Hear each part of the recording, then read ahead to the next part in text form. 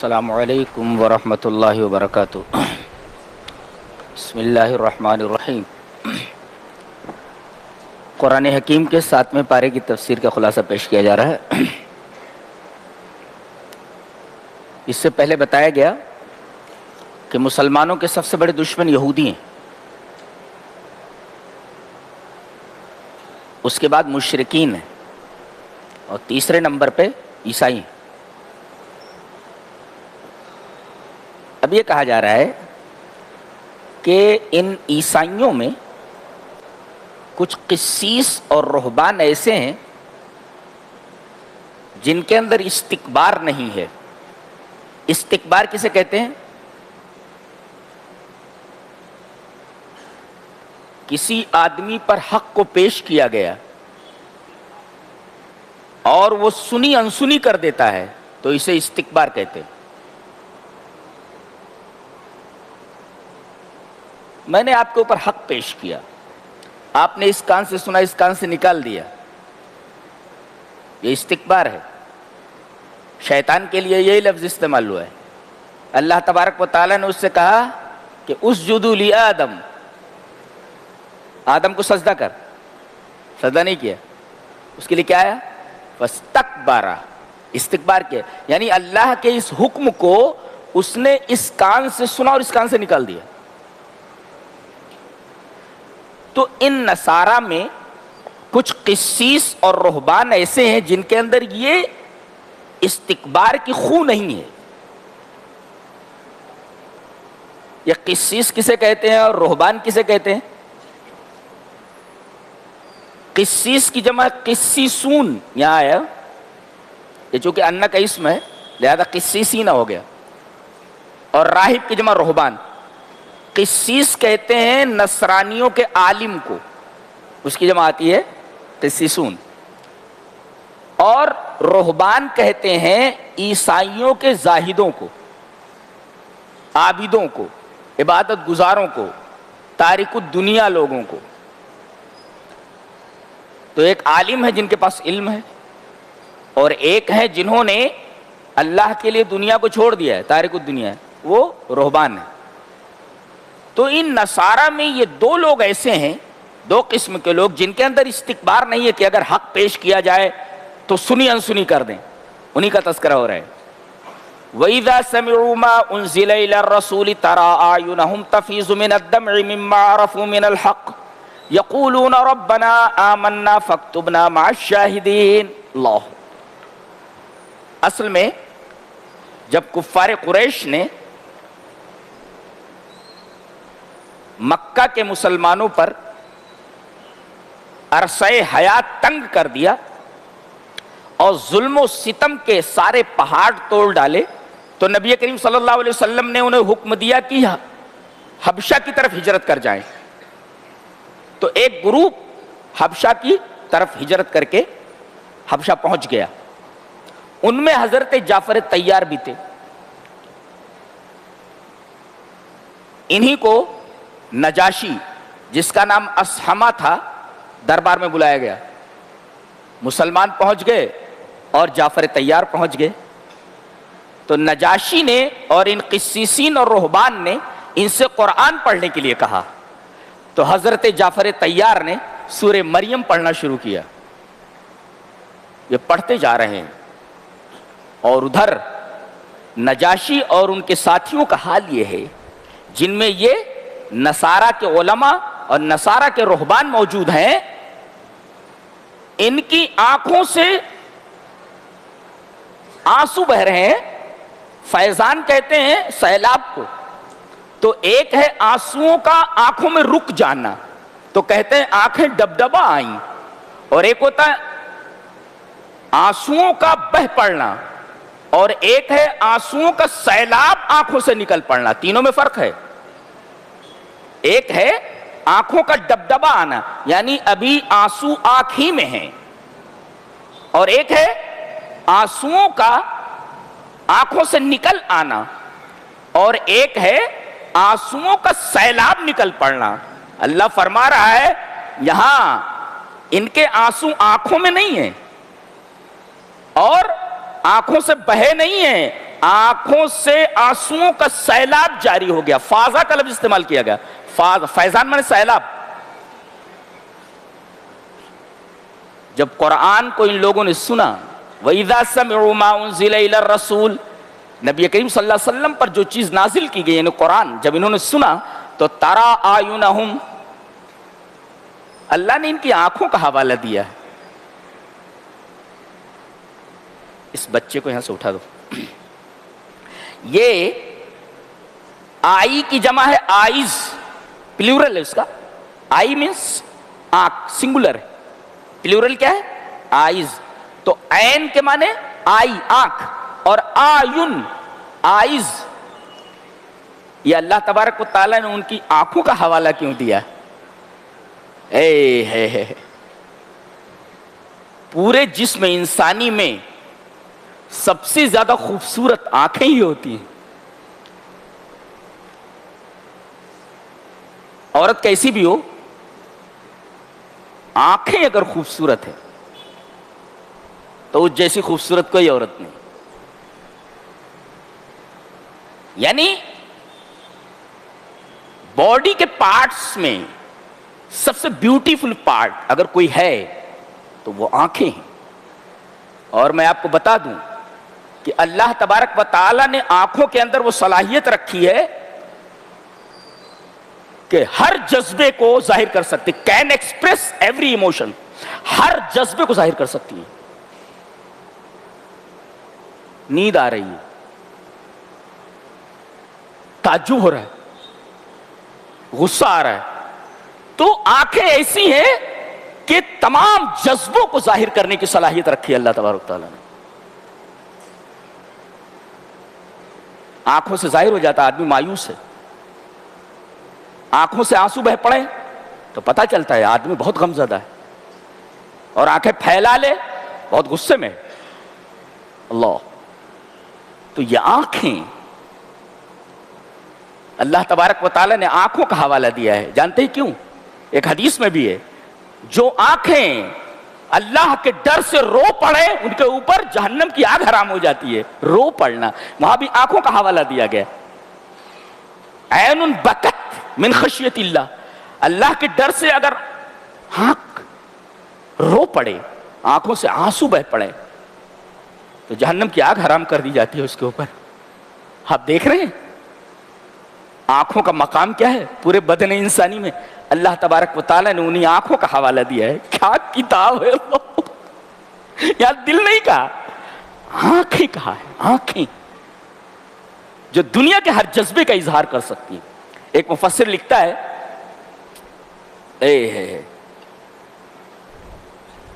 لغت العیون الایمانیت خلدہ اللہ, ایمانی آنکھوں کی زبان کو اللہ تعالیٰ نے امر کر دیا ہے. نہیں سمجھے؟ ایمانی آنکھوں کو, یہ جن آنکھوں سے آنسو نکلے ہیں یہ ایمانی آنکھیں ہیں. اور جب ان آنکھوں سے آنسو نکلے ایمانی آنکھوں سے, تو اللہ تبارک و تعالیٰ نے ان آنکھوں سے آنسو نکلنے کی وجہ سے ان آنکھوں کو امر کر دیا اور کہا کہ قیامت تک میری کتاب میں ان کی ان آنکھوں کو دیکھو اور تلاوت کرتے رہو. خلدہ اللہ, اللہ نے ان کی آنکھوں کو امر کر دیا ہے. ترى اعینہم, آپ ان کی آنکھوں کو دیکھیں گے, تفیض من الدمع, کہ ان آنکھوں سے آنسوؤں کا سیلاب بہا پڑتا ہے. آنکھوں کو امر کر دیا ہے. جو آنکھیں قرآن سن کر رو پڑے, اللہ تبارک و تعالیٰ نے ان آنکھوں کو امر کر دیا ہے. اور جب بھی اعینہم پڑھو گے تو اللہ تبارک و تعالیٰ اس پر کتنا ثواب دیں گے آپ کو معلوم ہی ہے. اعینہم, ان کی آنکھیں. اچھا, آنکھوں کے اندر آنسو کب آتے ہیں؟ جب دل متاثر ہو. ہاں, دل اگر متاثر نہ ہو تو آنکھیں کوئی اثر ظاہر نہیں کرتی. وہ ایک شاعر نے کہا ہے نہیں, وہ بیچارہ کسی کے عشق میں گرفتار تھا, رو رہا تھا، بہت زیادہ رو رہا تھا. بعض لوگ ہوتے ہیں کسی لڑکی کے پیچھے آنسو بہاتے ہیں، یہ عجیب لوگ ہیں کہ قرآن سن کر آنسو بہا رہے ہیں. تو رونے رونے میں فرق ہوتا ہے. تو وہ رو رہا تھا. وہ شاعر نے کہا ہے کہ نظر سے تجھ کو نہیں دل سے میں نے چاہا تھا، نظر سے تجھ کو نہیں دل سے میں نے چاہا تھا، خطا تو دل کی تھی آنکھوں نے کیوں سزا پائی. بھائی چاہتا آدمی دل سے ہے کسی کو، تو دل تو بیٹھا ہوا ہے وہاں، آنکھیں رو رہی ہیں، سزا آنکھوں کو کیوں مل رہی ہے کہ رو رہی ہیں. تو گویا کہ دل جب تک متاثر نہیں ہوتا تب تک آنکھیں نہیں بہتی، آنکھوں میں آنسو نہیں آتے. اور اسی دل کے اوپر شیطان حملہ کرتا ہے اور تمناؤں میں الجھا دیتا ہے. ارے کس نے دیکھا ہے جنت اور کس نے دیکھا ہے جہنم؟ مرنے کے بعد کیا ہوتا ہے دیکھ لیں گے. یہ تمنائیں دل میں تمنائیں پیدا کر کے اسے دھوکے میں ڈال دیتا ہے اور دل کو پاگل بنا دیتا ہے. شاعر نے بہت اچھا کہا ہے، جوک در جوک تمناؤں کے دھوکے کھا کر. رؤف خیر صاحب ہیں یہاں جی. جوک در جوک تمناؤں کے دھوکے کھا کر دل اگر اب بھی دھڑکتا ہے تو پھر پاگل ہے. جوک در جوک تمناؤں کے دھوکے کھا کر دل اگر اب بھی دھڑکتا ہے تو پھر پاگل ہے. اور اگر تمنائیں دل کو مردہ کر دیں تو آدمی مر گیا، مر گیا، دل مر گیا. اگرچہ دھڑک رہا ہے، اگر قرآن سے غافل ہے تو دل مرا ہوا ہے. تو جوک در جوک تمناؤں کے دھوکے کھا کر دل اگر اب بھی دھڑکتا ہے تو پھر پاگل ہے. The heart has gone mad. The heart has gone روکر. روکر میں ہلیلا ہے، ہل گیا.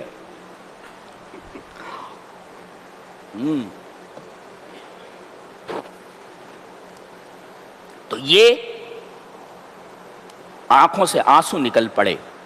ایک مفسر کہتا ہے فانظر الى اثر القرآن حینما یتلا علی القلوب النقیۃ الطاہرہ. قرآن حکیم کا اثر دیکھو، دل جتنا صاف ہوتا ہے قرآن حکیم اس کے اوپر اتنا ہی زیادہ اثر کرتا ہے. آئینہ اگر دھول سے ہٹا ہوا ہو تو صورت صاف نظر نہیں آتی. صورت اگر صاف طور پر دیکھنی ہو تو آئینے کو پہلے صاف کرو. تو دل کا آئینہ جتنا گندا ہوگا قرآن حکیم اتنا کم اس کے اوپر اثر کرے گا. اور آدمی کا دل جتنا طاہر ہوگا، پاک ہوگا، نرم ہوگا، قرآن حکیم اتنا زیادہ اس کے اوپر اثر کرے گا. دیکھیے قرآن حکیم پڑھا جا رہا ہے اور ان کے دل دھڑک رہے ہیں اور دل کی ترجمانی آنکھیں کر رہی ہیں کہ آنکھوں سے آنسو نہیں نکل رہے ہیں، آنکھوں سے آنسوؤں کا سیلاب نکل رہا ہے. قرآن حکیم تفیضوں کا لفظ استعمال کر رہا ہے، فیضان یعنی سیلاب. کیا کتاب کیسی بات کرتی ہے لا. اور یہاں آنکھیں آنسوؤں کا سیلاب کیوں بہا رہی ہیں؟ وجہ بتائیے. مما عرفوا من الحق، ایک حق کو انہوں نے پہچان لیا. من تبعیضیہ، ایک حق کو. کیا حق؟ کہ اللہ کا کلام ہے. تبھی تو نجاشی نے ایک تنکا اٹھایا اور کہا کہ جو کچھ قرآن نے عیسیٰ کے بارے میں کہا ہے اس سے اس تنکے سے بھی بڑھے ہوئے نہیں ہیں وہ. جبکہ انہیں خدا کا بیٹا مان لیا گیا ہے. ایک تنکا اٹھا کر کے بولتا ہے کہ قرآن حکیم نے عیسیٰ کے بارے میں جتنی بات کہی ہے اس تنکے بھی سے بھی زیادہ عیسیٰ نہیں ہے، بس اتنے ہی ہے جتنا قرآن نے بیان کر دیا ہے. مما عرفوا من الحق، ایک حق سن کر کے یہ حال ہو گیا. پورا حق جان لیتے تو کیا ہوتا؟ مر جاتے تھے، بے ہوش ہو جاتے تھے. ایک حق جان کر کے یہ حال ہو گیا کہ آنکھوں سے آنسوؤں کا سیلاب ہے. اللہ کہنے لگے ہمارے رب ہم ایمان لے آئے. اب اے ہے قرآن سنتے ہی ایمان لے آئے. یقولون ربنا آمنا، اے ہمارے رب ہم ایمان لے آئے. فاکتبنا مع الشاہدین، تو مومنوں میں ہمارا بھی نام لکھ دے. فاکتب لکھ دے. تو گویا کہ مومنوں کی فہرست میں نام آنا ہی ایک بہت بڑی بات ہے جس کی تمنا یہ لوگ کر رہے ہیں، جس کی دعا کر رہے ہیں. اللہ تبارک و تعالیٰ نے ایمان والوں کو کتنا بڑا مرتبہ عطا کیا کہ دوسرے لوگ تمنا کرتے ہیں کہ ان کی فہرست میں ہمارا بھی نام آ جائے، فاکتبنا مع الشاہدین، اور پھر بول رہے وما لنا لا نؤمن باللہ وما جاءنا من الحق، ارے حق آ جانے کے بعد اب ہم ایمان کیوں نہیں لائیں؟ اور ہماری خواہش یہ ہے کہ ہمیں اللہ ہمارا رب نیک لوگوں کے ساتھ جنت میں داخل کر دے، وَنَطْمَعُ أَن يُدْخِلَنَا رَبُّنَا مَعَ الْقَوْمِ الصَّالِحِينَ، نیک لوگوں کے ساتھ ہمارا حشر کرے اور نیک لوگوں کے ساتھ ہمیں جنت میں داخل کر دے۔ کہتے ہیں کہ اتنا انہوں نے کہا زبان سے، فَأَصَابَهُمُ اللَّهُ بِمَا قَالُوا، ان کے اس کہنے کی وجہ سے اللہ نے فرمایا تجھے جنت دے دے رہے۔ فَأَصَابَهُمُ اللَّهُ بِمَا قَالُوا جَنَّاتٍ تَجْرِي مِن تَحْتِهَا الْأَنْهَارُ خَالِدِينَ فِيهَا وَذَلِكَ جَزَاءُ الْمُحْسِنِينَ، اتنی بات پر اللہ نے کہا تم نے اتنی بڑی بات کہہ دی سو ہم تم کو جنت عطا کر دیتے ہیں۔ اللہ اکبر۔ تو بعض باتیں ایسی ہیں کہ باتوں پر اللہ جنت دے دیتا ہے، اور بعض باتیں ایسی ہوتی ہیں کہ جہنم میں گرتا چلا جاتا ہے۔ تو لہذا زبان ذرا سنبھال کر کے، بی کیئرفل اباؤٹ ٹنگ، ہے زبان کے بارے میں بالکل کیئرفل رہو آپ، یہ جنت میں بھی پہنچا دیتی ہے اور جہنم میں بھی۔ ہمارے یہاں ایک محاورہ ہے، یہ زبانیاں پان کھیاوے اور یہ زبانیاں جوتا، یعنی یہی زبان پان بھی کھلواتی ہے کہ چلو پان کھلا دو، اور یہی زبان آدمی کو جوتا بھی کھلاتی ہے۔ بڑی خطرناک چیز ہے یہ۔ کسی بادشاہ نے کہا تھا اپنے وزیر سے کہ یہ بکری ہے، اس کا سب سے بہترین پارٹ لے کر کے آ جاؤ، وہ زبان لے کر کے آ گیا، کہا کہ صاحب یہی زبان ہے، اسی سے چیز بلند ہوتی ہے، انسان بلند ہوتا ہے، اور اسی سے آدمی پست ہوتا ہے۔ اب جب ایمان والوں کا تذکرہ ہوا تو ان کے جو اپوزیشن میں ہیں والذین کفروا، ان کا تذکرہ ہوا، وہ جنتی ہیں، اور یہ والذین کفروا وکذبوا بآیاتنا اولئک اصحاب الجحیم، جہنمی ہے۔ یہ مقابل میں ذکر کیا گیا نا، یہ جنتی ہیں ایمان والے، اور یہ جہنمی ہیں جنہوں نے کفر کیا اور انکار کیا۔ اس کے بعد یہ کہا جا رہا ہے اے ایمان والو، اللہ نے جو چیزیں حلال کر دی ہیں، پاک چیزیں ہیں، انہیں حرام مت کرو۔ گویا کسی حرام چیز کو حلال نہیں کر سکتے اور کسی حلال چیز کو حرام نہیں کر سکتے۔ اسلام میں افراط اور تفریط دونوں منع ہے۔ اسلام بیچ بیچ کا مذہب وسط ہے، نہ اس میں افراط ہے نہ تفریط ہے۔ دیکھو، آدمی کسی چیز کو استعمال نہیں کرتا اس لیے کہ اس کا دل نہیں کہتا، تو یہ جائز ہے۔ مثلا بعض چیزیں آدمی نہیں کھاتا ہے، اس سے کہا جاتا ہے بھی کیوں نہیں کھاتے، بولے میرا دل نہیں کہتا، یہ جائز ہے۔ لیکن کوئی آدمی کہے میں اس چیز کو، یعنی لہسن کو اور پیاز وغیرہ کو، جو چیزیں اللہ نے حلال کی ہیں، کہتا میں اس لیے نہیں کھا رہا ہوں کہ میں کچھ وظیفہ پڑھتا ہوں، اس وظیفے کے اوپر اس کا اثر ہوگا، یہ بدعت ہے یہ۔ اور کوئی آدمی کہے کہ یہ چیز جو حلال ہے یہ حرام ہے، یا یہ چیز حرام ہے حلال ہے، اگر عقیدے سے مانتا ہے اس کو تو کافر ہے۔ تو ایک ہے بدعت اور ایک ہے جائز اور ایک ہے حرام، دیکھ رہے ہیں آپ؟ تو یا ایھا الذین آمنوا لا تحرموا الطیبات ما احل اللہ لکم ولا تعتدوا۔ اچھا، حلال چیز بھی ہے تو اسے بھی ایک حد میں رکھ کر کے استعمال کرنا ہے۔ اللہ نے آپ کو پیسہ دیا ہے، آپ فضول خرچی نہیں کر سکتے، اس کی ایک حد ہے۔ ولا تعتدوا، حلال چیز کو استعمال آزادانہ نہیں کر سکتے، اس کی بھی ایک حد ہے۔ یہاں شادیاں کرنے میں آدمی ایک بیٹی کی شادی کرنے میں بک جاتا ہے، اور یہ ہمارے نوجوان ہیں جوڑے گھوڑے کی رقم لینے سے باز نہیں آ رہے۔ توبہ کر لو، توبہ کر لو، ورنہ بہت برا حشر ہونے والا ہے۔ وَكُلُوا مِمَّا رَزَقَكُمُ اللَّهُ حَلَالًا طَيِّبًا وَاتَّقُوا اللَّهَ الَّذِي أَنتُم بِهِ مُؤْمِنُونَ، کہا کہ پاک رزق کھاؤ، اس کے بعد تقویٰ کا ذکر کیا گیا۔ اس کا مطلب یہ ہے جتنا آپ پاک رزق کھائیں گے اتنا آپ کا تقویٰ بڑھے گا۔ گویا کہ تقویٰ کو بڑھانا ہے تو حلال رزق کھاؤ جی۔ اور وَاتَّقُوا اللَّهَ الَّذِي أَنتُم بِهِ مُؤْمِنُونَ، ایمان کا تقاضا یہ ہے کہ آدمی تقویٰ اختیار کرے۔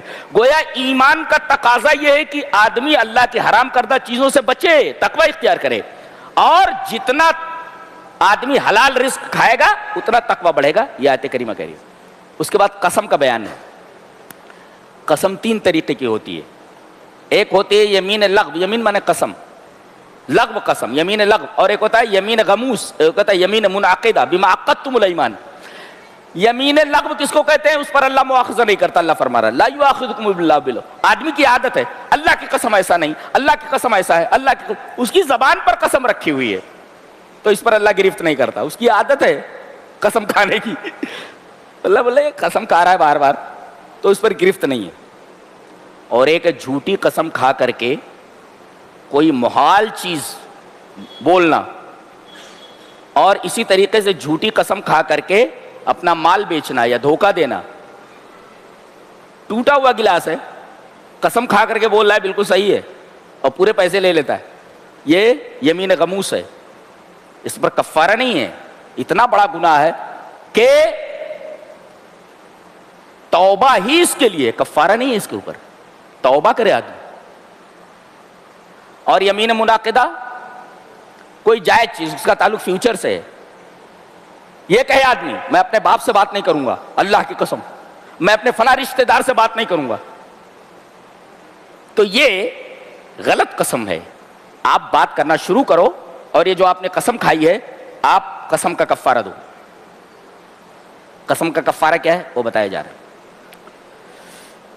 فَكَفَّارَتُهُ إِطْعَامُ عَشَرَةِ مَسَاكِينَ مِنْ أَوْسَطِ مَا تُطْعِمُونَ أَهْلِيكُمْ، 10 مسکینوں کا کھانا کھلانا ہے ایک، اور اگر 10 مسکینوں کا کھانا نہ کھلا سکو 6 کلو دے دو۔ 10 مسکینوں کا کھانا نہ کھلا سکو تو اوسط درجے کا کپڑا دے دو 6 مسکینوں کو، کھانا 6 مسکینوں کا، نہ دے سکو تو کپڑا 6 مسکینوں کا دو، اور نہ ہو تو ایک غلام آزاد کرو، آج غلامی کا تصور ہی نہیں ہے۔ 3 فَمَن لَّمْ يَجِدْ، یہ تینوں کام نہ کر سکو تو 3 دن کے روزے ہیں، فَصِيَامُ ثَلَاثَةِ أَيَّامٍ، 3 دن کے روزے۔ گویا کہ یہ 4 چیزیں ہیں جو قسم کے کفارے میں دی جا سکتی ہیں۔ 10 مسکینوں کا کھانا، علماء نے کہا ہے کہ 6 کلو دے دو تو ہو جائے گا، 10 لوگ کھا لیں گے، اور 6 مسکینوں کا کپڑا، یعنی ایک ساتھ نہیں، ان میں آپشنز ہیں، چاہیے دے دو چاہیے دے دو چاہیے دے دو چاہیے دے دو۔ ایک غلام آزاد کرنا یہ نہ ہو سکے تو فَصِيَامُ ثَلَاثَةِ أَيَّامٍ، 3 دن کا روزہ۔ اس کے بعد فرمایا جا رہا ہے کہ یا ایھا الذین آمنوا انما الخمر والمیسر، شراب اور جوا کو حرام کیا جا رہا ہے۔ جانتے ہیں صحابہ ایسے تھے کہ شراب ان کی گھٹی میں پڑی ہوئی تھی، بغیر شراب کے نہیں رہ سکتے تھے وہ، جی باقاعدہ اس کے لیے محفلیں لگتی تھی۔ شراب ان کی زندگیوں کا جزو لا ينفق تھی۔ اللہ نے اتنا ہی کہا فَاجْتَنِبُوهُ، اسے رک جاؤ۔ اللہ، ایک لفظ کہنے پر سارے صحابہ کرام رضوان اللہ تعالی علیہم اجمعین نے شراب پینا چھوڑ دیا۔ اللہ، یہ دیکھیے ایک نے لکھا ہے النفوس الزکیۃ، جو پاک نفوس ہوتے ہیں، یکفیھا قلیل الکلام، ان کو ایک بات ہی کافی ہوتی ہے، اور اگر دل صاف نہ ہو تو پورا قرآن پلا دو، کچھ ہونے والا نہیں ہے۔ فَاجْتَنِبُوهُ، ایک جملہ کہا گیا، ایک لفظ کہا گیا، اور انہوں نے اپنی زندگیوں سے شراب کو نکال دیا۔ یہ ہے